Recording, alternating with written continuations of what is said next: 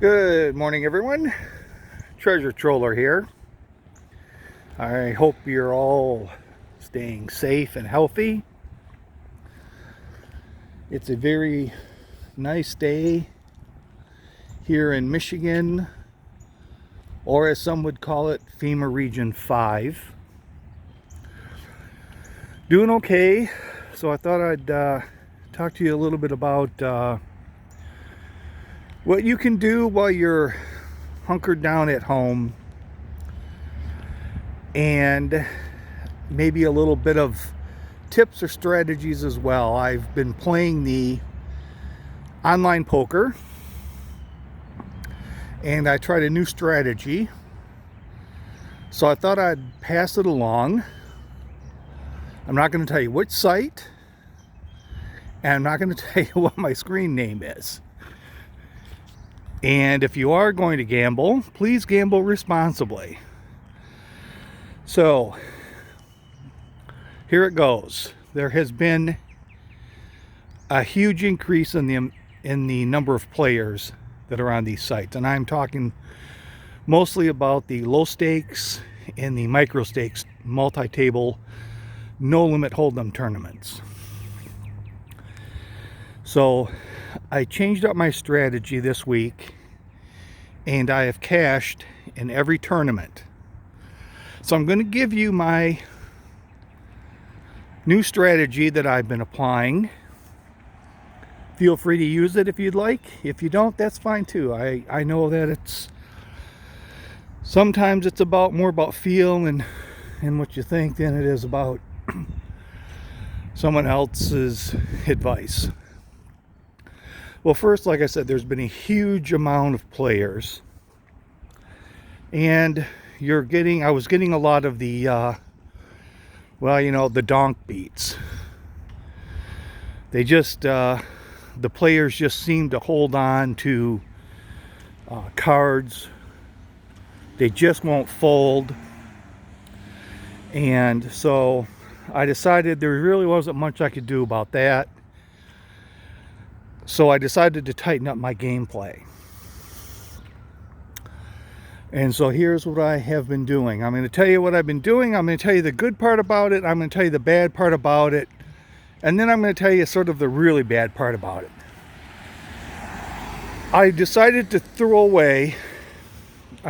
fold all pocket pairs 9s and below. And the only time that I will play pocket pairs is if I'm on the button in the hijack, or if I'm in the big or small blind. I will fold pocket 6s, pocket 5s, anywhere if I'm on the button and someone raises, I'll fold. Pocket pairs just don't seem to be holding up, so I fold them. I don't play anything as far as suited connectors unless they're Jack Queen, Queen King, Ace King, Ace Queen, Ace Jack. I'll only play suited. Once in a while, like I said, if I'm in the late seat, I'll play Ace 10 suited, but I just will not play unsuited connectors, or shall we say cards with like King Jack offsuit. I will not play that.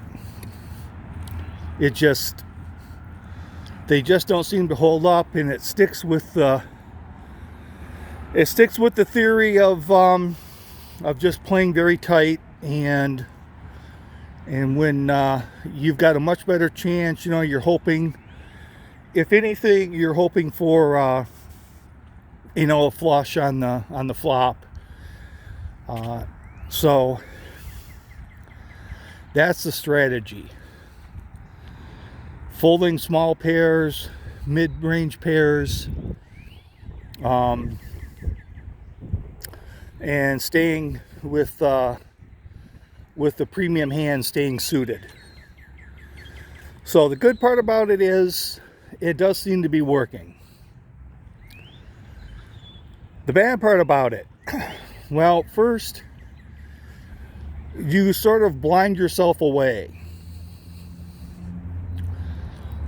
You're playing very, very few hands, and you do seem to, ante and blind your chip size down, which can be a bit of a disadvantage, especially if you're really hoping, for the most part, you've got to get lucky, big time lucky at least once.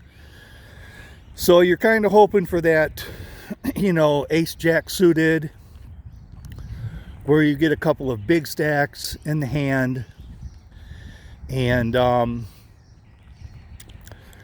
you're maybe in the mid-range as far as stacks go, and you end up tripling up. So that's really, you're hoping for one hand like that. You're going to be able to take a lot of small pots. One thing, and the other reason why you want to play these premium hands is if you play what you consider even a marginal hand or a fairly decent hand and you raise, there's always going to be some jabroni that's going to re-raise you. So that's the other thing. You've really got to be confident in the hand that you're playing that you do want to see a flop, because you just seem to get re-raised all the time. So the good part about it is I've cashed every tournament that I've used. I've played this and I've cashed. The bad part, first of all, is you got to stay disciplined. When you're playing a hand, you're going to get 3 and 4x raise. So you got to have a hand that you want to play that you want to call that raise. The second thing is, if you get a decent player at your table, he's going to notice that you don't play very often. And the better players are going to fold whenever you raise the blind, or raise the pot. So a lot of them will fold, and like I said, you're going to get a lot of small pots. But there's always going to be one or two that are just, they can't help themselves, that want to play the weak hand. The other bad part about it is these tournaments can have multiple levels, and you can join in at any time. With this type of strategy, I really don't advise you getting in like halfway through the levels or towards the end and trying to make a run at the cash. If you're playing this tight, you're already starting out. Even if you jump in at one of the last 2 levels, you're jumping in at almost where you're at the maybe 10 blind area. So you're at the bottom. I think this is the more hands you see, the better off you are. So unfortunately, with this type of strategy, you're going to have to get in the game early, and you're just going to have to grind it.